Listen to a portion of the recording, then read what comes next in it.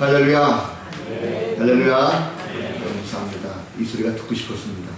또한 할렐루야 해도 아멘 소리가 나지 않아서 좀 막막했는데 오늘 이렇게 함께 하셔서 아멘 하시니까 얼마나 감사한지 모르겠습니다. 그동안 잘 되셨죠? 네. 명절 때도 잘 보내셨으리라 생각합니다. 오늘 10월 첫 주마디에서 함께 예배하는데 오늘도 말씀을 통해서 하나님 은혜가 충만하게 되기를 주님의 이름을 간절히 축원합니다. 네. 재밌는 얘기 하나 하겠습니다. 꼬마 감자가 있었대요. 꼬마 감자가 엄마 감자에게 물었답니다. 자신의 정체성이 궁금해가지고 엄마 나 감자 맞아? 라고 엄마에게 물었대요. 근데 엄마가 감자가 당연하다는 듯이 이 아기 감자에게 말했답니다. 당근이지 이렇게 얘기해요. 어떻게 됐을까요? 꼬마가 그 길로 가출했답니다. 자신은 감자인 줄 알았는데 갑자기 엄마가 당근이지 이러니까 자신 정체성이 몹시 흔들렸던 모양입니다. 잠시 동안 외출했다가 이제 다시 돌아왔습니다. 그때 마침 할머니가 와 계시더래요. 그래서 그 할머니에게 다시 한번 물었답니다. 할머니 나 감자 맞아? 라고 물었대요. 그런데 이 할머니가 마침 경상도 분이시랍니다. 그래서 경상도식 대답하시는데 어이야 이렇게 대답했대요. 그래가지고 이 아이가 다시 또 나갔답니다. 자신이 감자인 줄 알았는데 할머니가 오이라고 부른 바람에 자신이 나갔다는 그런 얘기 있습니다. 우리는 세상과 구별된 사람들입니다. 우리는 성도라고 그러죠. 성도는 거룩한 무리라는 뜻이 있습니다. 우리는 예수님의 제자라고 하는 그런 정체성을 가지고 있습니다. 그분의 제자이기 때문에 우리는 세상과 구별되어져서 주님을 더욱더 사랑하고 주님을 따라가는 그런 성도들이 되어야 될 줄로 믿습니다. 오늘 말씀을 통해서 주의 사랑을 다시 한번 깨달으시고 그리고 감사하는 그런 성도들 되시기를 다시 한번 주님으로 간절히 부탁을 드립니다. 자, 오늘 말씀은 배경을 좀 먼저 알아야 될 것 같습니다. 본문이 좀 길어서 제가 잘라가지고 40절 말씀부터 읽었는데 사실 36절부터 쭉 말씀을 읽어야 됩니다. 예수님께서 바리새인 시몬이라는 사람 집에 초청을 받아서 가셨어요. 대접을 받는데 한 여인이 와서 울면서 눈물로 예수님 발을 적시고 자기 머리털로 예수님 발을 씻기시고 그리고 그 발에 입을 맞추고 향유를 두는 이런 사건이 벌어지게 됩니다. 자, 이를 못마땅하게 여긴 주인은 생각하기를 저 예수가 이 여인이 어떤 여인인지 알았다고 한다면 어떻게 더러운 여인인지 알았다고 한다면 아마 저렇게 하지 못했을 것이다. 이 여인이 어떤 여인인지를 모르기 때문에 아마도 이 예수는 선지자가 아닐지도 모르겠다라고 하는 그런 의심을 하게 되죠. 자, 이것을 아신 예수님께서 이런 기회를 놓치지 않습니다. 즉석에서 비유를 들어서 두 빚진 자의 이야기를 시몬에게 시작하는 것, 이것이 바로 오늘의 본문입니다. 내용을 보면 빚진 두 사람이 있는데 한 사람은 500데나리온을 지고 또 다른 한 사람은 50데나리온을 빚졌습니다. 그런데 둘 다 갚을 것이 없어요. 자, 둘 다 갚을 능력이 안 되니까 아마도 체주라고 그러죠. 그 주인에게 찾아가서 아마도 자신의 사연을 쭉 설명을 한 모양입니다. 그랬더니 그 사랑에 풍성했던 이 주인은 이 두 사람의 모든 그 채무를 다 탕감시켜 줍니다. 그럴 때 이 탕감받은 것에 대해서 예수님께서 시몬에게 물으시죠. 누가 더 이 둘 중에 누가 더 주인을 사랑하겠는가 하는 것입니다. 이 시몬은 말합니다. 더 많이 탕감받은 자가 더 사랑하게 될 것이다 대답합니다. 그럴 때 예수님께서 내 판단이 옳다라고 하십니다.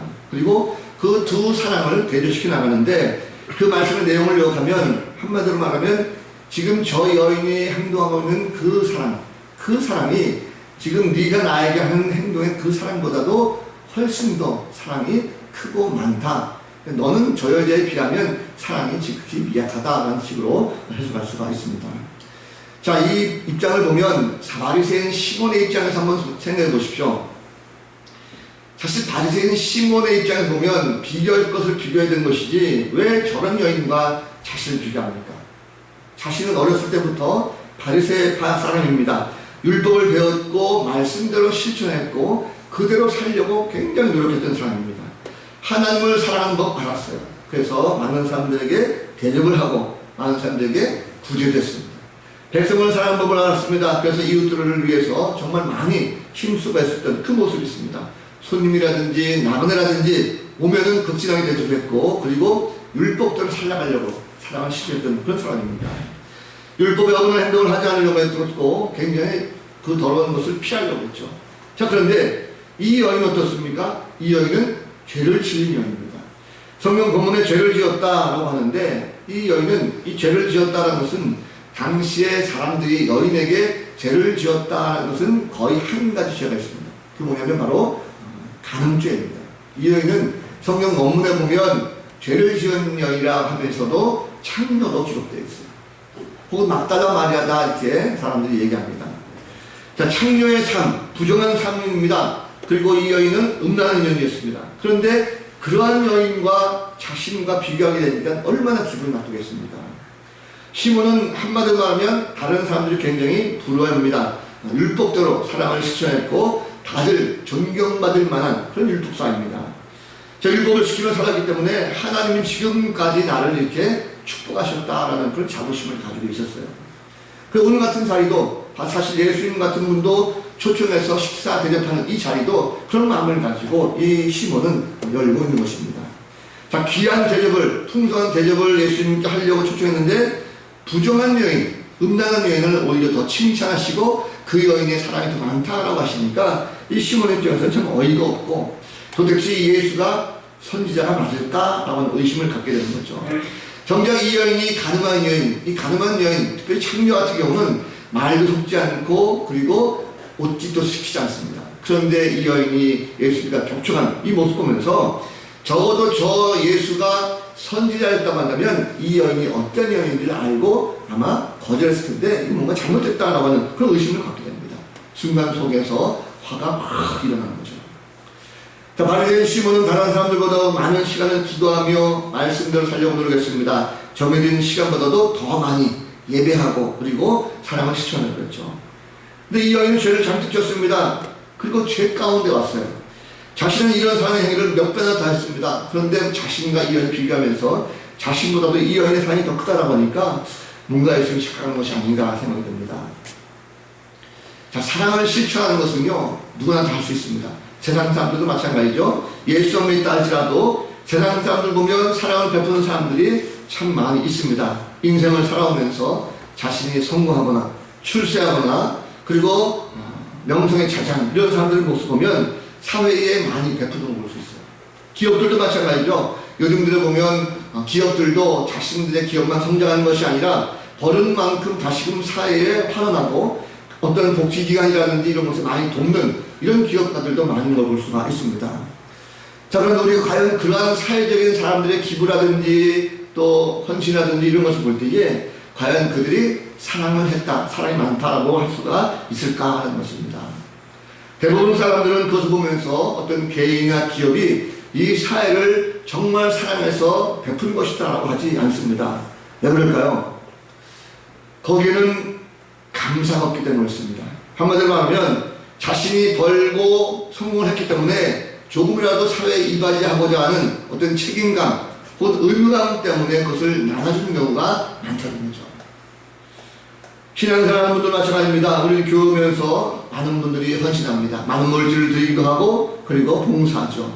하나님을 사랑합니다. 이웃을 사랑합니다. 라고 하기 때문에 기꺼이 내가 섬기고 나누는 그런 분들이 많습니다. 과연 그럴까? 우리가 정말 하나님을 사랑하고 이웃을 사랑하는 그 마음이 내 마음속에 있어서 그것을 기꺼이 헌신하고 있는가라는 것을 한번 생각해봤으면 좋겠습니다. 어쩌면 우리가 신앙생활하면서 오랜 기간 동안 지나면서 하나님께서 내게 주신 축복 때문에 내가 하나님 때문에 이렇게 무탈하게 살았기 때문에 나 자신도 모르는 사이에 의무적으로 혹은 책임감으로 말미암아 헌금하거나 봉사하는 것은 아닌가라는 것을 생각해보라는 것입니다. 우리는 시대에 살아가면서 종종 다른 사람들과 비교하죠. 그래서 내가 이만큼 했는데 이만큼 드리고 이만큼 봉사했는데 나보다 못한 아주 초라한 이런 사람이 와서 함께 봉사할 때 뭔가 그 사람이 더 나은 것 같고 그 사람이 더욱더 사랑하는 마음이 크다라고 하는 그 모습 보게 되면 왠지 모르게 우리는 내 마음속에서 시기, 질투, 미운 마음이 싹트게 됩니다. 인간은 왜 그럴까요? 항상 보면 그 마음속에 불만족이 가득할 때가 많습니다. 특별히 남과 비교할 때 남과 비교당하면서 내가 그 사람보다도 훨씬 더 외적인 모습은 더 나은데 뭔가 비교할 때에 뭔가 내 자신이 저 사람보다도 못하다라고 하는 평가를 받게 되면 상당히 불쾌하죠. 인간의 마음속에는 바로 죄로 하는 씨앗이 항상 있기 때문에 그 씨앗이 웅크리기 때문에 언제든지 이 인간 내면의 본성을 뚫고 나려가는 그런 모습도 있는 걸 볼 수가 있습니다. 그래서 내게 주신 것에 대한 감사보다도 오히려 가지지 못한 것에 대한 불평과 불만이 많게 되었습니다. 감사라는 것이 없다 보면 결국 사랑은 형식적이 되어 만다라는 것입니다. 내가 상대방에게 사랑을 더 깊이 주고 더 많이 주고 싶어도 주지 못하는 이유는요, 바로 상대방을 통해서 내가 받은 은혜에 대해서 감사를 느끼지 못하기 때문에 더 많은 사랑을 실천할 수가 없다는 것입니다. 자, 바리새인 시몬은 누가 봐도 인정해주는 조건을 가진 사람입니다. 율법대로 살았죠. 강한 자들도 많이 구제했죠. 대접도 많이 했습니다. 말씀대로 이웃을 잘 섬기고 사랑했어요. 그런데 주님께서 이 초라한, 이 죄인 한 여인의 사랑과 비교하면서 이 여인의 사랑함이 더 많다라고 칭찬하시고 오히려 시몬에게 뭔가 질책하시는 이 모습이 있습니다. 자, 도대체 뭐가 문제입니까? 오늘 말씀 보면 예수님께서는요, 시몬이 이 여인의 과거의 삶을 봤는데 현재의 모습을 보지 못했다는 것을 깨닫게 하십니다. 다시 말하면 주님은 시몬에게 이 여인이 과거에 죄 많은 삶을 살았던 여인이라는 것을 알았지만 이제는 그 여인이 뭔가 완전히 변해낸 모습을 가지고 얼마나 주님을 사랑하는가 하는 것을 깨닫게 하셨어요. 자, 이 여인은 지금 예수님께 사랑을 고백을 했습니다. 그리고 사랑은 고백해야 됩니다. 이 고백의 방법은 여러 가지가 있겠지만 이 여인의 사랑의 주님을 향한 사랑의 방법, 고백의 방법은 이 여인 들어오자마자 한마디 말이 없었어요. 성경에 보면 이 여인은 예수님께 나와서 감사합니다, 고맙습니다, 인사 말이 없었습니다. 이 여인의 모습은 무엇입니까? 그저 울고 있었다는 거죠. 하염없이 그 여인은 들어와서 한마디 말도 아니하고 눈물 흘리면서 계속적으로 울었습니다. 잠깐 울다 그친 것이 아니죠. 시몬의 집에 들어오면서부터 이 여인은 울고 있었어요. 한번 생각해보세요. 이 여인이, 이 창녀가 그 바리새인 시몬의 집에 쉽게 들어올 수가 있었을까? 아마도 쉽게 들어오지 못했을 것입니다. 많은 방해들도 있을 거예요. 야, 너같이 천한 여인이 어디를 들어와? 너같이 이렇게 볼 수 없는 여인이, 이 죄인이 어디 이렇게 거룩한 집에 들어올 수가 있어? 들어오지 마! 라고 하는 또 말도 있을 것입니다. 들어왔을 때 온갖 조롱과 멸시도 있었을 거예요. 근데 이 여인은 그렇지 않습니다. 자신이 얼마나 감사한지, 얼마나 주님을 사랑하는지 이 여인은 들어오자마자 바로 주님 앞에 엉엉 울고 눈물을 흘렸던 이 모습이 있었습니다. 왜 이렇게 하염없이 울었을 것이다? 여기 운다는 것은 회개를 말합니다. 회개 무엇입니까? 내 자신의 진정한 죄를 주님 앞에 다 쏟아놓는 거죠. 자신 인생을 살아오면서 얼마나 내가 잘못된 인생을 살았는지, 인생을 살아오면서 내가 얼마나 큰 죄를 지은 죄인인지 이 여인은 거기서 깨닫고 진심으로 회개하고 눈물로 자신의 죄를 고백하는 것입니다.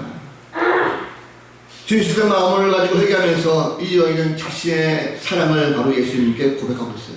자신이 낮아지고 있는 모습 그대로 예수님께 나와서 눈물 흘리고 자신의 죄를 고백하는 것입니다. 이 여인은 자신의 머리털로 예수님의 발을 씻겼다고 했어요. 그럼 예수님께 발을 씻겼다는 것은요, 여성들이 당시의 모습은, 당시의 여인들이 머리가 굉장히 길었습니다. 그런데 여인의 긴 머리카락은 영광을 상징합니다. 자신이 길고 아름다운 머리카락을 가졌다는 것은 그만큼 내가 영광받을 위치에 있다라고 하는 존경받을 만한 여인의 모습이라고 해요. 그런데 이 여인은 자신의 머리카락을 다 풀어서 그 머리카락을 가지고 그 눈물 흘린 예수의 발을 친히 닦았습니다. 닦을 때 모습을 한번 상상해 보세요. 서서 닦았습니까? 아닙니다.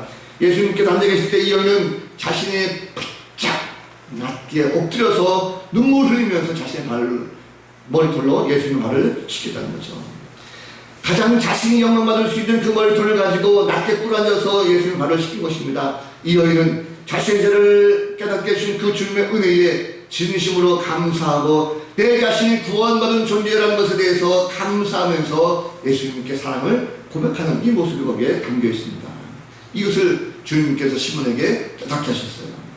자, 시몬은 자신의 구원받은 존재 이거 몰랐습니다. 이거에 대해 감사 없었어요.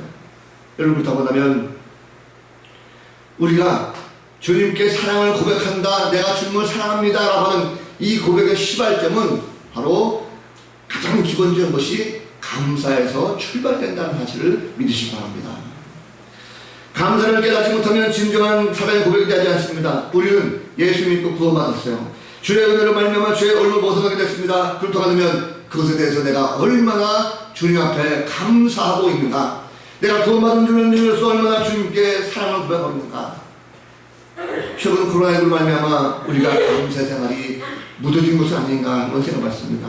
말로는 우리가 주님을 사랑합니다 하면서 많은 헌신과 봉사도 하지만 정말 날 구원주신 그 하나님의 은혜에 대해서 감사가 먼저 깨달아지는 성도가 될 줄로 믿습니다. 그럴 때 사랑의 고백이 나올 수가 있습니다. 이런 얘기 있어요. 어떤 무더운 여름날이었습니다. 나그네 두 사람이 그늘을 찾아가지고 엄청나게 걸어왔어요. 그늘을 찾아도 없었습니다. 땀을 뻘뻘 흘리면서 금방이라도 이제 지쳐서 쓰러질 것 같았어요. 그런데 저기 보니까 아카시아 나무 한 그루가 다 서있더래요. 너무 좋았죠. 그래서 이 두 나그네가 기꺼이 가서 그 아카시아 그늘 아래에 시원한 마음을 가지고 거기서 휴식을 취할 수가 있었답니다. 정말 구세주를 만난 기분을 말미암아 그늘에 들어가서 숨 막힐 것 같던 그 가슴 막혔던 것을 탁 트이고 땀방울이 식을 만큼 쉴 만큼 안식을 취했습니다. 자, 그런데 비로소 이제 상대방 얼굴이 보이면서 말하기 시작하는데 한 사람이 이렇게 말합니다. 여보게, 나무란 원래 대부분 어디엔가 다 쓸모가 있어. 그런데 이 아카시아 나무를 보니까 정말 쓸모가 없는 것 같아. 옆에 있던 나그네가 또 맞장구 칩니다. 그러고 보니까 정말 이 나무는 쓸모없는 아카시아 나무네 라고 이야기하더라고요. 무슨 뜻입니까? 이 두 나그네는 자신들이 죽을 만큼 힘들고 그늘을 찾았어요. 이미 그늘은 아카시아 나무 그늘 아래에 들어와 있습니다. 그런데 자신들의 휴식을 제공한 이 아카시아 나무를 이제 은혜를 잊어버리고 이 나무는 쓸모없다라고 하는, 그렇게 변환시켰던 이 모습, 은혜를 잊고 살아가는 그 모습이 바로 오늘날 우리들의 모습 아닌가 하는 생각을 하게 됩니다. 오늘 많은 사람들이 하나님 은혜 가운데 우리가 휴식을 취하고 안식을 취하고 있음에도 불구하고 감사하기는커녕 오히려 불평하고 원망하는 경우가 얼마나 많이 있습니까? 오늘 많은 사람들이 이렇게 살아가는 것은 아닌가 하는 그런 생각을 하게 됩니다. 여러분, 하나님은 지금도 살아계십니다. 믿으시기 바랍니다. 그분은 지금도 역사하십니다. 우리의 그늘 되어주셔서 낮에 해도 밤에 달도 우리를 해치 못하도록 우리를 지키시고 보호하신 줄로 믿습니다. 그런데 우리가 하나님께 감사하지 못하고 있다는 것은 아닌지 내 자신을 다시 한번 돌아보면서 나 같은 죄인을 살리신 그 주님의 은혜에 먼저 감사하시고 그런 가운데 진실한 사랑을 주님께 고백할 수 있는 복된 성도들 다 되시기를 주님의 이름으로 간절히 축복합니다. 자, 눈물로 예수님께 다가왔던 이 여인은 자신의 머리털을 가지고 예수님 발을 씻겼어요. 그런데 이 여인은 거기서 멈추지 않았습니다. 이 여인은 이제 예수님의 발에다가 자신의 입을 맞췄다고 성경 기록하고 있어요. 자, 진실로 자신을 낮추고 그 발에다가 입을 맞춘 이 행위, 상대방에 대한 최고의 존경이요 헌신에 대한 고백입니다. 그래서 이 여인은요, 자신을 이렇게 구원하시고 나에게 은혜 주신 그 예수님을 가장 높일 수 있는 방법, 그것이 바로 낮아진 상태에서 그분의 발에 입을 맞추는 그 행위가 바로 진정한 사랑의 고백이라는 것입니다. 사랑은 치유의 힘이 있습니다. 내가 누구를 사랑하면 그 사랑을 받는 사람은 놀라운 변화가 일어나겠습니다. 그런데 더욱더 신기한 것은 내가 그 사람에게 정말 큰 사랑을 주었을 때 그 사람도 변하지만 내가 사랑을 그 사람에게 주므로 하면 나 자신도 뭔가 변화된 모습을 가질 수가 있다는 거죠. 자, 이 여인은 주님께서 베푸신 용서와 은혜에 대해서 너무나도 감사했어요. 그것을 사랑하지 않을 수가 없습니다. 그래서 주님을 경외하는 마음을 가지고 존경하는 마음을 가지고 그 발에 입을 맞춘 것이죠. 주님을 향하는 그 사람 때문에 이 여인은 다시는 내가 죄를 짓지 아니리라, 이러한 창녀 같은 삶을 살지 아니리라, 놀라운 변화가 그 가운데에 있었습니다. 그런데 시몬은 그렇지 못했다는 것입니다. 그는 손님으로 초대되어 왔던 예수님께 심지어 발 씻을 물조차도 주지 않았다라고 주님 말씀하고 있어요. 자, 겉으로는 화려했습니다. 겉으로는 주님을 그럴싸하게 초대했어요. 아주 산의 짐을 잘 데려왔습니다. 음식을 화려하게 차려서 주님을 대접한다고 했어요. 겉으로 보기에 주님을 정말 사랑하는 것처럼 보일지 모르겠지만 실상 속마음에는 주님을 존경하거나 주님을 경외하는 마음이 없었습니다. 진실된 사랑의 마음이 거기에 없었다는 것입니다. 그런데 이 여인은 자신이 섬길 수 있는 가장 최상의 방법, 가장 존경할 수 있는 방법을 가지고 주님을 사랑하며 섬겼다는 것입니다. 우리의 감사에도 이처럼 주님을 향한 경외와 사랑이 있기를 원합니다. 그래서 주님께서 주신 은혜, 내가 받은 은혜를 생각하면서 감사하시기 바랍니다. 어쩔 수 없이 드리는 형식적이고 체면 때문에 드리는 그런 감사가 아니라 진실된 사랑의 마음을 가지고 주님을 존경하며 드릴 수 있는 이런 감사가 되길 바랍니다.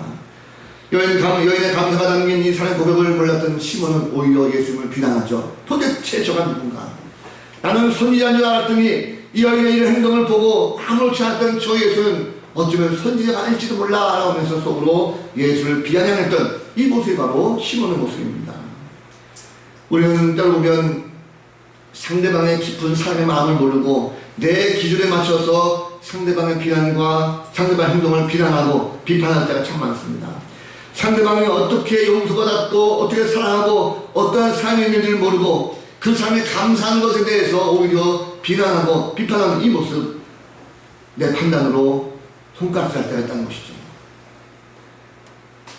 이런 얘기 있습니다. 어느 도시에 시외버스가 도심을 가르려서 이제 시골로 가는 버스가 있다고요. 항상 보면 그 버스에는 손님들이 가득 찹니다. 그런데 어느 날 이 버스가 가는데 사람들이 함께 모여가지고 그날 있었던 많은 일들을 도란도란 이야기하면서 가는 와중에 갑자기 한 아기의 울음소리가 들리기 시작합니다. 자, 아기가 울을 때에 잠깐 우는 것은 그나마 들을 수가 있죠. 그런데 아기의 울음소리가 점점점 더 커지는 거예요. 그러자 누군가 말합니다. 아줌마, 애기 좀 달래보세요. 애기가 자꾸 우니까 애기 좀 달래보세요 라고 얘기합니다. 그랬더니 조금 있다가 옆에서 또 한 사람이 얘기합니다. 도대체 왜 이렇게 아기를 울리는 거야? 아니 이 버스 전세 냈나? 하면서 이봐 아줌마, 차라리 내려서 택시 타고 오든가 사람을 좀 힘들게 하지 말고 좀 제발 좀 짜증나네 진짜 하면서 많은 사람들이 수근수근대고 웅얼웅얼대기 시작합니다. 이 아기를 업은 아줌마에 대해서 사람들이 환한 표정을 가지고 버스 안에서 서로 웅성웅성대고 시작된 거죠. 자, 그런데 갑자기 차가 멈췄습니다. 이 버스 운전기사가 그 버스를 잠깐 세우고 나서 앞에 한 가게에 들어가더니 사탕을 사가지고 막 뛰어들어가는 거예요. 그리고 그 우는 아기에게 사탕을 까서 아이에게 입에 물려줬더니 바로 아이가 울음을 그쳤다는 것입니다. 자, 그래서 이 버스기사 다시 차량을 몰고 다시 가기 시작했어요. 사람들은 비로소 다시 웃음을 찾게 됐습니다. 서로 깔깔대고 웃고 그래 그랬어 막 울었습니다. 그런데 그 다음 정거장에 이제 이 아기를 업은 아주머니가 내리게 됐어요.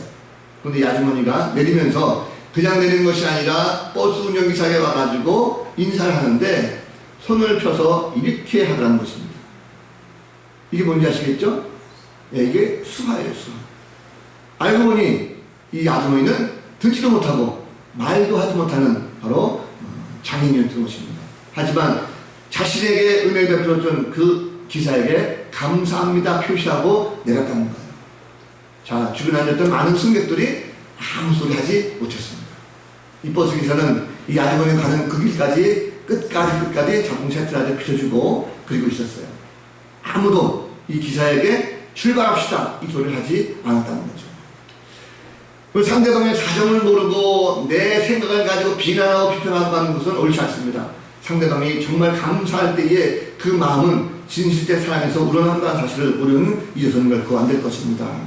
주님을 사랑하는 방법은 또 감사하는 방법은 여러 가지입니다. 우리가 스스로 진실된 마음을 가지고 겸손한 마음을 가지고 그리고 주님께 사랑을 나갈 수 있는 그런 성도가 될 줄로 믿습니다. 자, 주님의 용서를 청한 이 여인, 주님의 은혜를 받은 여인이었습니다. 여인은 주님을 향한 감사의 마음을 금할 적이 없었어요. 주님께 감사를 드리고 찾아왔습니다. 그런데 감격의 눈물이 복받쳐 흘렀습니다. 감사와 감격의 눈물이요 회한 눈물입니다. 자신을 향한 주님의 은혜에 너무나 감사해서 그 마음을 사랑을 다해서 울었고 자신의 머리에 돌려 주의 발을 씻었습니다. 다시는 내가 옛사람의 삶을 살지 않겠다라고 다짐을 했습니다. 감사와 사랑으로 나타난 이 여인은 여기서 멈추는 것이 아니라 한 걸음 더 나아가서 그 주의 사랑에 대해서 구체적으로 나타나는 행동이 있습니다. 바로 예수의 발에 향유를 부은 사건입니다. 47절 말씀 보면 너는 내 머리에 감람유도 묻지 아니하였을 때 그는 향유를 내 발에 부었느니라 라고 시몬에게 말씀하고 있어요. 감사하지 않은 사람은 아무것도 드릴 수가 없습니다. 그러나 감사하는 사람은 내 자신에게 있는 모든 것들을 아낌없이 드릴 수가 있습니다.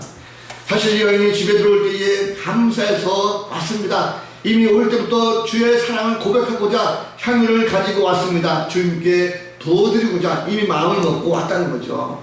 이미 계획된 대로 예수님께 엎드려서 그의 향유를 부어드렸습니다.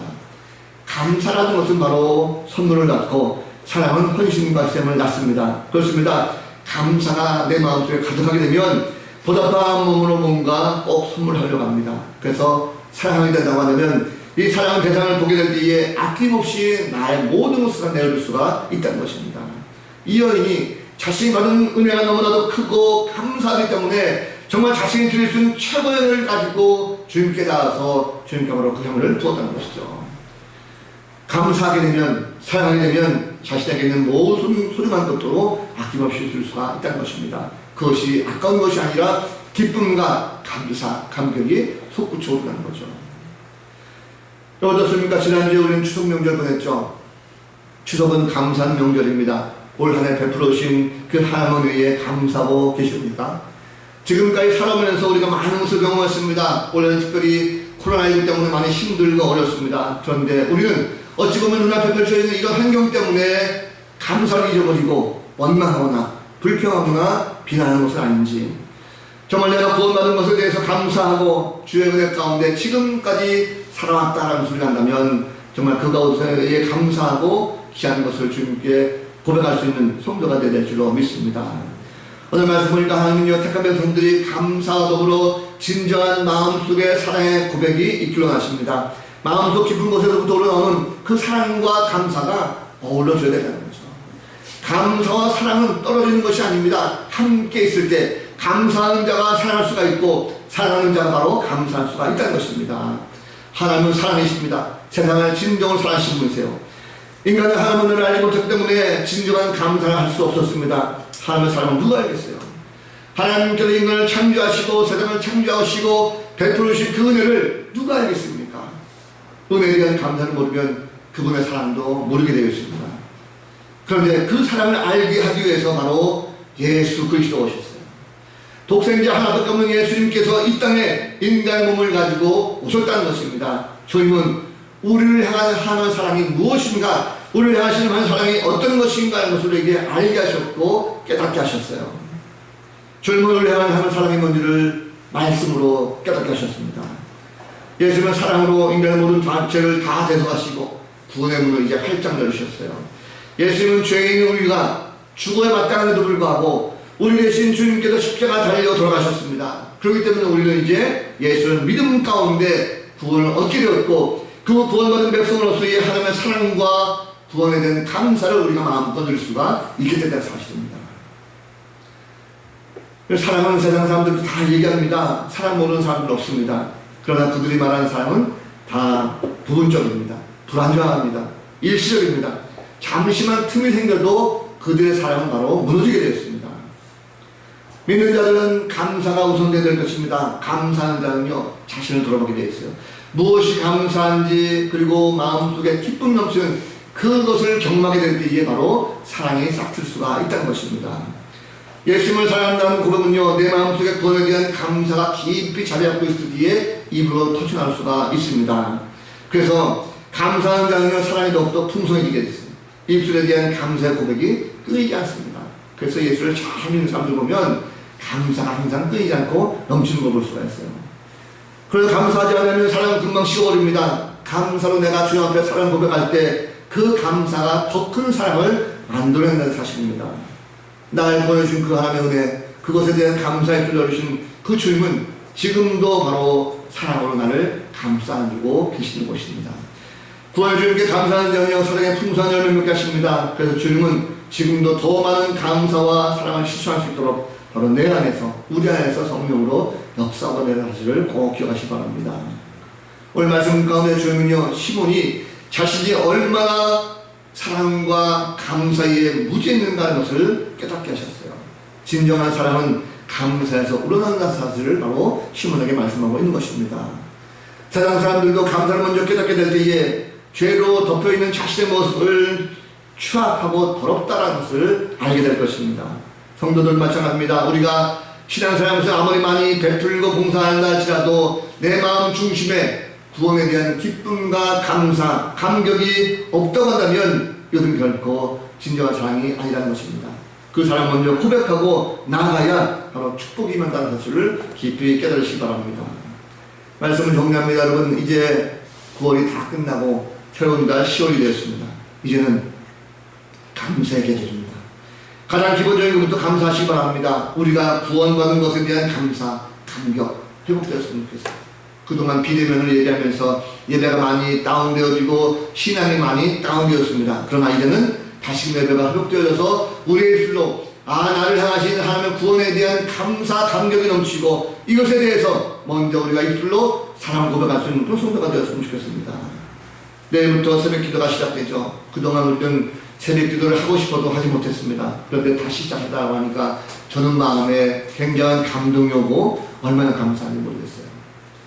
10월 시작하면서 새롭게 기도로 주님을 향한 감사 사랑을 한번 실천해 보시기 바랍니다. 바라기는 우리가 한 주 동안도 우리의 입술로 다시 한번 구원에 대한 기쁜 감사와 감격, 그래서 주님을 향한 이 사랑의 고백이 오늘 이 여인과 같이 주님께 사랑함이 정말 많구나라고 하는 이 칭찬받을 수 있는 그런 성도들 다 되셔서 한 주간 동안도 기쁨 넘치는 복된 성도의 삶이 되시기를 우리 구주 예수 그리스도 이름으로 간절히 축원을 드립니다. 기도하겠습니다.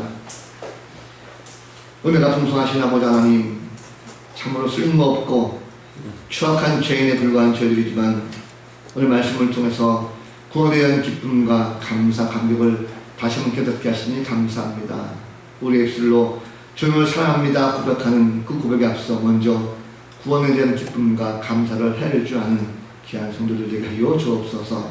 감사로 말미암아 주님을 사랑하는 큰 기쁨이 더욱더 풍성하게 되기를 원합니다. 날마다 주님을 사랑하는 고백이 입술 넘치게 하시고 그 삶의 현장 속에서도 더욱더 기쁘게 살아갈 수 있도록 축복하여 주옵소서. 함께 하심을 감사하고 예수 그리스도 이름으로 간절히 기도하옵나이다.